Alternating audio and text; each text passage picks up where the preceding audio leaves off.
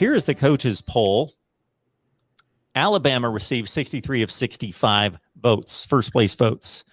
Oklahoma received the other 2. Clemson finished at number 2, which obviously means some of these folks had, whether it's the coaches themselves or their SIDs, had Oklahoma a little bit lower down the list. So the top 5 is what we expected the top 5 to be. Alabama 1, Clemson 2, Oklahoma 3, Ohio State 4, Georgia 5, not necessarily in that order. Steve, have you soaked this one in regards to what it means? It doesn't mean anything, but in regards to what it's telling us and your thoughts about maybe who's overrated or underrated.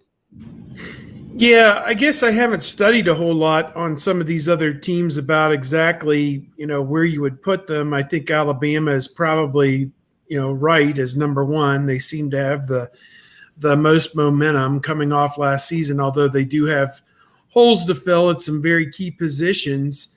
Clemson, to me, if the new quarterback plays up to the level or anything close to what Trevor Lawrence did, DJ, then perhaps they're going to be up there. I think Oklahoma is up there because of Spencer Rattler.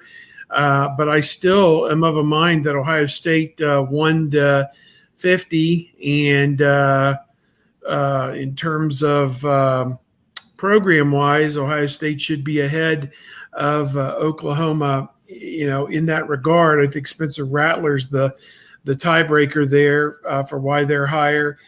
Georgia, it seems like Georgia or Texas A&M are poised for some kind of a breakout type season, perhaps in the SEC, if one of them can slip past Alabama. But, I guess we'll have to wait and see on that. I read I think it was USA Today, maybe one of their writers or somebody else did an overrated for this poll and thought Notre Dame at 7 might be a little bit overrated.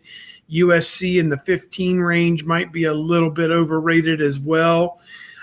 Michigan is not mentioned in the preseason poll, which is a footnote, obviously. It's probably the first time in recorded history that's never happened. There's a lot to look at and think of. I think the next best Big Ten team is Wisconsin down at like 15 or something. So, that to me is very telling. And I don't know if it just says that people aren't giving the Big Ten the credit it deserves. Again, your conference will be rated and considered on the basis of how your teams do in the non-conference marquee games, and that's Wisconsin against Notre Dame and Iowa versus Iowa State, 2 ranked teams in that one. Michigan against Washington, Ohio State against Oregon, Penn State against Auburn. So there's a lot of really tough games there for the Big Ten, and I don't know that they're necessarily favored in a lot of these games. Ohio State obviously is against Oregon, but I think some of the other ones are pick 'em or slight favorite for the teams from the other conference. So again, just kind of take it all with a grain of salt. But at the end of the year, you wonder, well, why is this team seated where this team is or whatever? And you just have to kind of think about it that a lot of it goes back to what happens in August and September with these marquee non-conference games. My question is, Michigan overrated as unranked? I mean, are they still overrated at that point? That's a good one. To even receive votes, are they overrated? You look at Ohio State's schedule, and they only have 3 teams in the preseason coaches poll: Oregon at 12, Indiana at 17, Penn State at 20. You figure that, potentially they could draw Wisconsin in the championship game, or maybe Iowa. You don't know at this point. But I'm sure there are going to be the critics out there saying that Ohio State isn't playing anybody, even though that Ohio State-Oregon game is going to be probably the premier non-conference game, or, top 3 nationally of the season, in my opinion. I think, it's a great intersectional game and is going to have a lot of interest. I think that we'll see, just based on some things, that Oregon, even though it's week 2 and there's not a lot of room for them to move up, could be in the top 10 at that point. But I think a lot of people, at least based on this USA Today poll, are not really buying in terms of the Big Ten and see it as the big one, little 13 at this point, with only one team in the top 10. Truly. And, special shout out to Luke Fickell in Cincinnati being ranked number 10 out there. I mean, I think that's, tremendous. I'll be curious to see what those cynical writers have to say and if they have the Bearcats in the top 10 or not. Just looking at the poll, I don't know that Cincinnati can go much higher than maybe where Notre Dame is. And if they beat Notre Dame when they play, then, they seems to me they have a ceiling, even though they've got a decent schedule. They've got the kind of schedule that people have said a Group of 5 team needs in order to get into the playoff picture. But it just feels like there's going to be a glass ceiling there for them.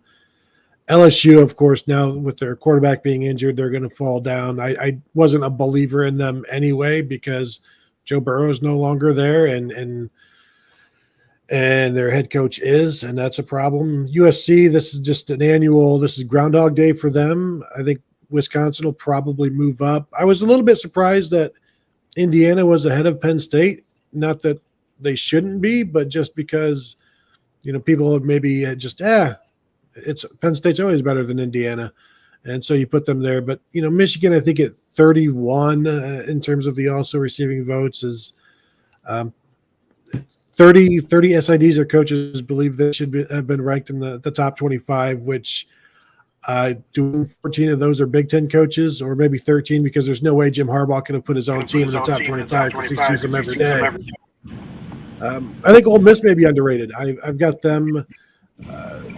I would take the over on their win total, which I think may be like 8. So I guess I'm all in on Lane Kiffin making life miserable for everybody in the SEC West, especially now that LSU is going to drop down a little bit again. –